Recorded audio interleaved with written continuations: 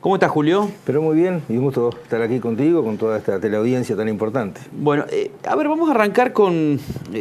nos están viendo en Rosario. Vos fuiste uno de los que presentó un proyecto sobre regulación del transporte. Sí. Y sobre todo teniendo en cuenta de lo que fue el fatídico caso Monticas. Del cual se cumple un año. Se cumplió en estos días. Se cumplió en estos días un año. Si vos tenés que hacer una retrospectiva, ¿qué es lo que sucedió? ¿Hubo mucho más responsabilidad del privado, de la persona, del chofer, o sea, el error humano o la falta de control? En esos tres, esa trilogía, ¿qué pondrías primero? Bueno, es difícil hacer un ranking. De hecho, incluso la justicia está viendo cómo determina el nivel de responsabilidades, o sea que hay una esfera de análisis que se corresponde con lo estrictamente judicial, tema que estamos procurando que se resuelva a la brevedad, porque después de un año todavía hay ciertas cuestiones aún pendientes, y en eso habrá que seguirlo con una mirada específica. En lo otro que tiene que ver con el encuadre de la cuestión, yo creo que lo central es que si uno parte de decir que había una ley que databa de 1935 y eso no había sido actualizado más allá de algunas correcciones, obviamente ahí encuentro un punto de referencia claro. Aquí el Estado no fue capaz de dar las respuestas que necesitaba el ordenamiento del sistema. El ordenamiento se hace a partir de una ley y la ley de transporte había quedado desactualizada. Entonces, a esta ausencia de ese marco regulatorio uno le suma... Cuando hablamos del Estado, ¿son los tres poderes del Estado? Desde ya es una corresponsabilidad. O sea, el Ejecutivo en primer lugar, pero también el Legislativo. ¿Cómo controla a esa, por ejemplo, dirección? No sé cuántos inspectores había, por ejemplo, bueno, ese es otro tema. Es decir, eso es una responsabilidad coparticipada porque de hecho han pasado gobiernos sucesivos del 35 a la fecha y se tiene esta ley aún vigente, ¿no?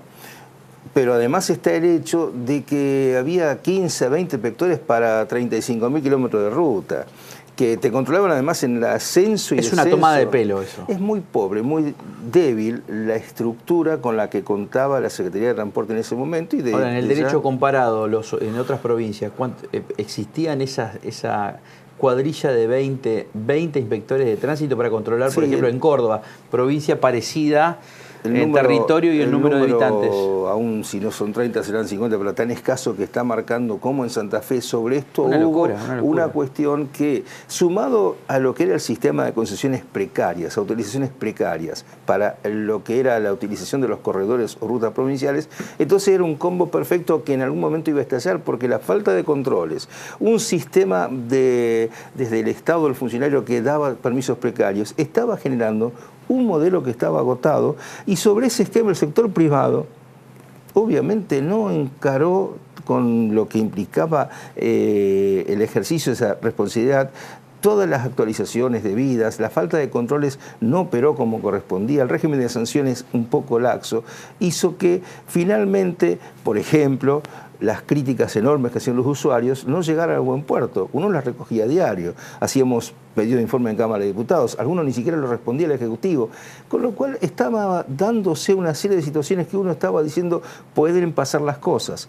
Añadamos, además, la infraestructura vial que es tan pobre. La Ruta 33, por ejemplo, que es donde pasa este accidente tan luctuoso, ha sido tantísimo tiempo objeto de un gran reclamo para que se convierta en autopista. Y después de años, recién ahora está discutiendo los pliegos, el otorgamiento ya de avance de obra para que se empiece a ejecutar en el tramo Rufino-Rosario. Entonces, este combo explica lo que significa esto. Y en lo particular, ahora, hoy mismo estuve reunido con parte de los que son sectores que tienen que ver con este debate que sí o sí la provincia ha encarado, porque tenemos la nueva ley de transporte ya puesta en debate en distintos lugares de la provincia. Yo presido la Comisión de Transporte y de este lugar hicimos en el Colegio de Abogados de Santa Fe una muy importante reunión. Lo hicimos en la Universidad Tecnológica de Rosario también. Vamos a hacerlo en Rafaela. Si esto llega a Rafaela, estamos previendo un encuentro dentro de poco. Y dentro de la comisión estamos escuchando voces del sector privado, del sector sindical, de sectores que son parte de la opinión pública, de los afectados por el drama Monticas, a quienes escuchamos y le ponemos la voz, porque ellos insisten en que además de los controles que el Estado va a plantear en la nueva ley, existe el control social. Es decir, que el derecho del usuario no sea una palabrita nomás, sea efectivizado a partir de concretas demandas canalizadas como corresponde, y entonces de este modo queremos que surja una nueva ley de transporte. Estoy con la idea de que si sumamos lo que tiene media sanción del Senado, el proyecto que remitió el Ejecutivo, yo presenté un proyecto también antes del accidente, y en ese sentido ya habíamos planteado esta situación un año antes de que pasara este hecho tan triste que fue un año atrás del accidente de los 2 micros Montica. Entonces, sintetizando este debate, creo que vamos a encontrar una herramienta moderna que dé respuestas a estas situaciones, que contemple, por ejemplo, que las concesiones ya no sean nunca más por autorizaciones precarias, sino por procesos licitatorios, donde establezca con claridad y transparencia las exigencias y además el Estado cumpla como corresponde con lo que han planteado las exigencias. Vamos al Estado, a la génesis del Estado, que es la ley de presupuesto. O sea, digo, la madre de todas las leyes, digamos, que tienen que ver con... O sea, no hay forma de generar políticas públicas sin presupuesto. Es cierto. El presupuesto es mayor a 190.000 millones de pesos en la provincia de Santa Fe, el aprobado para el 2018. Es cierto, sí. A comparación del 2017 que llegaba casi a los 110.000 aproximadamente. Sí, 30% más, aproximadamente. Yo te diría que un poco más todavía, más 50% todavía. Yo había calculado. No llega al 50%, pero está entre un 40 y un 50. Pongamos un 40%. Ahora, ¿cómo se explica? Trata de darme una explicación. Voy a ir a una faceta. No soy economista. Bueno, pero voy a una faceta docente. A ver si entendí bien. El gobierno provincial tiene 190.000 millones de pesos para gastar, por supuesto, en todo lo que es la operatividad del Estado, del gobierno, o sea, en la obra pública, una inversión que es histórica, estamos de acuerdo, los gastos corrientes, pero ahora, ¿cómo se entiende que vos tengas un 40% más de presupuesto o un 50% y el ofrecimiento que vos le hagas a los docentes, por ejemplo, es del 16%?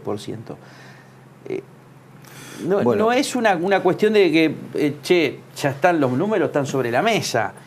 Bueno, yo recién escuchaba atentamente a un diputado a quien respeto muchísimo, el diputado Joaquín Blanco, que realmente es un excelente presidente de la Comisión de Promoción Comunitaria y ha tenido buenas iniciativas, y veo que desde el Frente Progresista se equivoca la prioridad en la agenda pública, y entre esas equivocaciones está cómo se administra ese presupuesto, que es grandote, que requiere una visión política, y en ese punto ahí uno va a encontrar que hay herramientas no bien utilizadas.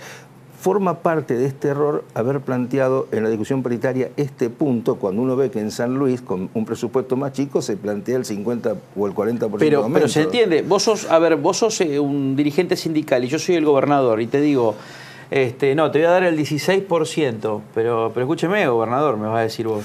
Bueno, el año pasado, en diciembre, le aprobaron un presupuesto que supera el 40 o el 50% de lo que tenía. Ahí tiene que ver también, en este error, lo que significó la suscripción de la adhesión al Pacto Fiscal de la Nación. Porque aquí cuando Lipschitz firma, a mi juicio indebidamente, porque además tenemos el fallo de la Corte Suprema de Justicia de la Nación, que le daba a Santa Fe el reintegro de esa plata mal retenida por la Nación durante tantos años, y ya con un fallo mediante Santa Fe, esa acreedora de la Nación, y el gobierno de Macri, no cumpliendo 2 años, no remitió un solo peso. En ese momento haber firmado esa adhesión implicó, a mi juicio, una pérdida del poder de fuego que tenemos para reclamar esa deuda. Pérdida de soberanía. De soberanía.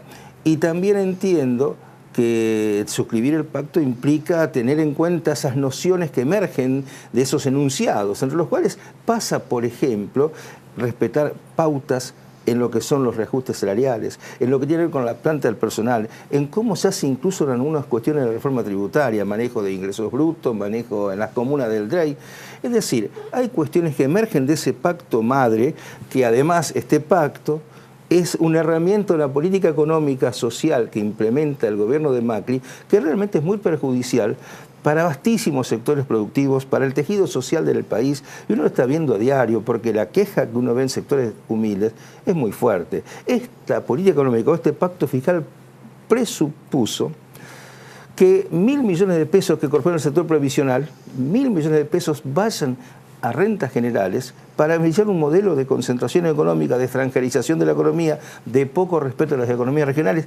Y estamos diciendo además que 20.000 millones del Banco Nación, que sería que es una herramienta financiera, también va a ser las rentas generales. Entonces hay un modelo de política económica que es dentro de una idea de país para pocos, que de alguna forma al aceptar el pacto fiscal terminamos generando dependientes. Desde este lugar, el negocio más importante lo hacen los más poderosos. Obviamente, en detrimento de los más débiles. O sea, nos está viendo un montón de pymes, de dueños de pymes. Ahí estamos. O sea, que están tecleando. Hoy está hecho el sistema y con este pacto fiscal se legitima mucho más ese sistema, digamos, que termina beneficiando a pocos. Pero si este pacto fiscal está concebido para sostener un modelo económico cuyo eje es beneficiar a la provincia de Buenos Aires y no a los sectores humildes. Se beneficia de ese conjunto en 60.000 millones de pesos a la provincia de Buenos Aires. Estamos diciendo que la provincia de Buenos Aires es la principal receptora en plata efectiva y contante en este año 2018 de ese pacto fiscal. Al resto de las provincias se le da un pago en bonos. Entonces, las provincias son debilitadas en lo que es el rol público. Las comunas y municipios también. Este modelo perjudica a los más débiles. De hecho, los jubilados es el dato más elocuente. Y a esto se adhirió, y por eso nosotros en Cámara de Diputados votamos, todo el justicialismo en pleno, en desacuerdo, porque nos parece conveniente de esta forma favorecer esta política. Y claro, el presupuesto está diseñado en este contexto, y en este contexto se hace esta oferta salarial tan pobre, y en este contexto hay que ver consecuencias que además adicionalmente van a ser peores aún. Y en este contexto se votó una reforma tributaria, donde también se direccionan los recursos desde esa perspectiva, y no estamos de acuerdo en que siempre se termine desde el Estado perjudicando a los más débiles para hacer caja y beneficiando a los grupos más poderosos. Este es un punto que hace al desacuerdo. En un minuto, te pido en tiempo de televisión, ¿es lo mismo o no es lo mismo tenerlo a Lifchit 2019 como candidato a gobernador para un peronista, por ejemplo? Bueno, el problema de... O sea, como adversario político, digo, ¿no? Desde ya... nosotros creemos que esta discusión va a trascender la cuestión de nombres. Acá se va a poner en juego políticas. Hoy lo que uno nota en Santa Fe, que hubo una elección donde el Frente Progresista salió tercero y un muy buen candidato, por eso es una cuestión de nombres. Luis Cotillani es muy buen candidato. Sí, pero el que tiene, diría Capitani en este programa, el que tiene el ayudín, porque además es el que tiene la lapicera, es el que podría llegar a ser gobernador. Digo, ¿es lo mismo para ustedes tenerlo a Lifchit que no tenerlo como candidato a gobernador? Nosotros entendemos que sí, que en este punto, la verdad, el problema de Lifchit candidato no pasa por una especulación electoral de a ver con quién se le puede ganar o no. Estamos planteando concretamente que en su momento, cuando Bey planteó la reforma constitucional, tuvo una posición de decir que se planteara la reforma, pero se quitara ese artículo que planteaba que en la próxima etapa... Ahí está buenísimo. O sea, si Lifchit dice, sin la reelección, ¿la reforma tiene mayor consenso? Es un punto que obstaculiza, pero acá hay otra cuestión más también central. A ver, por ejemplo, yo propuse el proyecto de ley de autonomía municipal. Sí. Nada impide que se consagre esta ley y se dice que tiene que ser inserto en la reforma. Pero la verdad es que hace un año atrás se convocó al partido a una reunión y durante un año no se le dijo qué se quería reformar. Entonces, aquí hay otro problema. Estamos con la incertidumbre sí o no esa cláusula reeleccionista. Estamos con incertidumbre acerca de qué se quiere discutir la reforma. Entonces, sobre una buena idea que hay que trabajar con seriedad. Mesa de diálogo y pero eso, tema programático. Durante un año habría que haber avanzado y esto no se produjo. Entonces estamos ante un tema de esta crucial importancia realmente planteándolo indebidamente, con lo cual hace que el justicialismo esté en un pleno debate porque somos reformistas por vocación, porque queremos una actitud de progreso. Pero no acompañan cualquier cosa. Queremos discutir de qué términos. Gracias, Julio. No, gracias siempre, a usted, hasta siempre. Julio Egiman con nosotros.